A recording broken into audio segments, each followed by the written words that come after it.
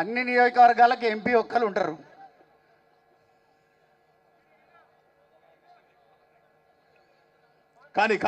కానీ వరంగల్ పార్లమెంట్ నియోజకవర్గానికి ఉద్యమ నాయకులు అందరూ కూడా ఎంపీలే.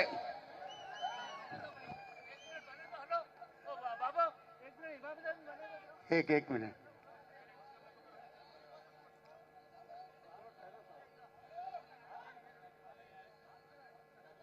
మీరు మాట్లాడండి ప్లీజ్ మాట్లాడండి, టైం అవుతుంది మనకు.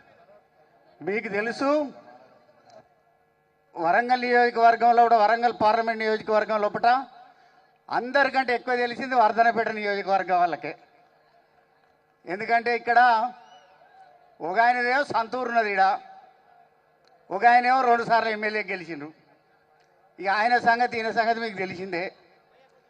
2 పాములు బయటకు వచ్చినాయి. ఇవాళ వరంగల్ పార్లమెంట్ నియోజకవర్గంలో 2 పాములు వచ్చినాయి.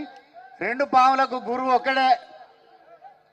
ఒక ఆయనేమో తండ్రి ఆమెకు, ఇంకో పాముకేమో గురువు. ఈ గురువు కాబట్టే మీ అందరికీ తెలుసు మీరు నిర్ణయం చేయబోతా ఉన్నారు, ఫైసలా చేయబోతా ఉన్నారు. వరంగల్ పార్లమెంటు నియోజకవర్గం లోపల ఒక వరంగలే కాదు, యావత్ తెలంగాణ లోపల మొత్తం కూడా కేసీఆర్ గారు పోయినాక ఉలవల ఏడుస్తూ ఉన్నారు రైతాంగం. అదేవిధంగా మహిళలు ఏడుస్తూ ఉన్నారు, బాధపడుతూ ఉన్నారు. మేము మొన్ననే పోయినాం అక్కడ దేవరుప్పుల మండలంకు ధరావత్ తండకు. పాపం పంట ఎండిపోయినటువంటి పరిస్థితి చూసినాం. కానీ రైతు ఆలోచిస్తాడు ఒకటి, రైతుల ఆలోచన ఒక్కటే ఉంటుంది. ఈసారి పంటకును వాళ్ళకు లింక్ ఉంటుంది. ఈసారి పంట పండితే మా పిల్లగానికి పుస్తకాలు కొనిస్తాం, లేకపోతే కాలేజీ ఫీజు కడతాం అనుకొని ఆలోచిస్తాడు, బట్టలు కొనుక్కుంటామని. లేకపోతే ఆడపిల్ల ఉంటే బంగారం కొంటాం, ఇంత పెళ్లి చేస్తామని అనుకుంటారు. కానీ పెట్టుబడి పెట్టిన తర్వాత పంట పండకపోతే ఆలోచన చేస్తాడు, దుఃఖశిల్తాడు, ఏడుస్తాడు. పంట పండకుండా అంటే పెట్టుబడి పెట్టిండ్రు, పంటలు రానటువంటి పరిస్థితి చూస్తూ ఉన్నాం.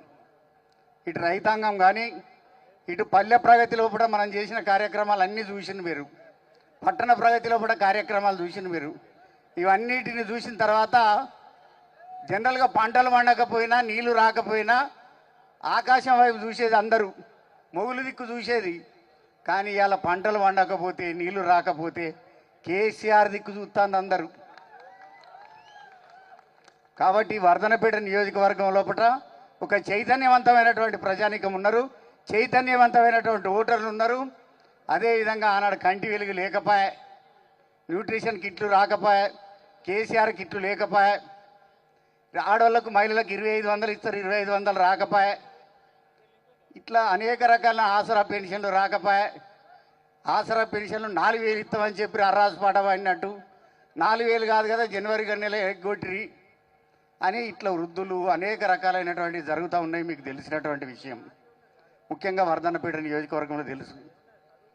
కాబట్టి మీరు ఫైసలా చేయబోతూ ఉన్నారు. నేనైతే అన్ని ఊర్లు తిరగలేను, కానీ మీరందరూ ఒక్కొక్క బూతులకు వెళ్ళి నేనే ఎంపీని అనుకున్నట్లయితే, మీరందరూ కూడా ఎంపీ అనుకున్నట్లయితే తప్పకుండా వరంగల్ నియోజకవర్గం లోపల బీఆర్ఎస్ పార్టీ గెలవబోతుంది. బీఆర్ఎస్ పార్టీ మరొక్కసారి కేసీఆర్ గారిని చూస్తూ ఉన్నది. కేసీఆర్ గారి నాయకుడు లేకపోయానేటువంటి ఆలోచన వస్తూ ఉన్నది. ఇక బీజేపీ పార్టీ ఉన్నది, ఆడ ఢిల్లీలో ఉంటుంది, ఏం చేయదు, రైతులకు ఏం చేయలేదు. ఎందుకు ఓటేయాలని అడగాలి ఒకసారి. ఓటేసేటువంటి పరిస్థితి లేదు, రైతులకు వ్యతిరేకమే, నిరుద్యోగులకు ఉద్యోగాలు ఇయ్యేది, జిఎస్టీ పెంచుతుంది, సామాన్య ప్రజానికి 66% పన్నులు వేస్తుంది, బాగా ఉన్నోళ్లకు అదాని అంబానీలకు 4% పన్నులు వేస్తుంది. పార్లమెంట్ కదా మనం ఓటేసేది, వేరే దానికి కాదు కదా. ఏదో బొమ్మ చూపెడతారు, ఏదో అక్షంతలు ఇస్తారు, అక్షంతలు ఇస్తే మొత్తం. రాముడికి 16 మంచి లక్షణాలు ఉండే, అంటే సత్యవాక్కు పరిపాలన చేసేటువంటిది, పితృవాక్య పరిపాలన, ఏకపత్ని వ్రతుడు. తర్వాత ఇక రామరాజ్య పరిపాలన చేసినటువంటి సందర్భాన్ని మనం చూసినాం. రామరాజ్య పరిపాలన అంటే కేసీఆర్ గారు లెక్క పరిపాలన చేసి చూపెట్టాలి. కానీ వాళ్ళు చూపెట్టారు, పరిపాలన చూపెట్టారు. కానీ వాటికనే రాముని ముచ్చటను ఆ ముచ్చటను చెప్పి వాళ్ళ ముఖం చెల్లకపోతే వేరే ముఖం పెడతారు, నిజంగానే రాముడు కనుక ఇవాళ కనుక చూస్తే బాణం ఎక్కువ పెడితే ఫస్ట్ కొట్టేది బీజేపీ వాళ్ళనే. కాబట్టి మనందరం ఒకసారి నిర్ణయం చేసుకోవాలి. ఫైసలా చేయబోతా ఉన్నారు.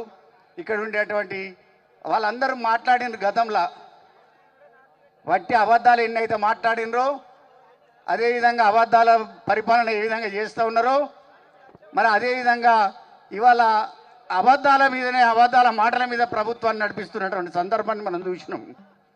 కాబట్టి నిర్ణయం తీసుకోవాల్సినటువంటి అవసరం ఉన్నది. కడియం శ్రీహరి గారు మీకు తెలుసు, వాళ్ళ బిడ్డ తెలుసు, డమ్మీ క్యాండిడేట్ ఆమె తండ్రి సాటు నిలబడుతుంది, మాట్లాడుతుంది కొన్ని. కాబట్టి మీరందరూ కూడా నాకు దయచేసి ఓట్లు వేయాల్సిందిగా కోరుతూ, నేను ఉద్యమకారుని కాబట్టి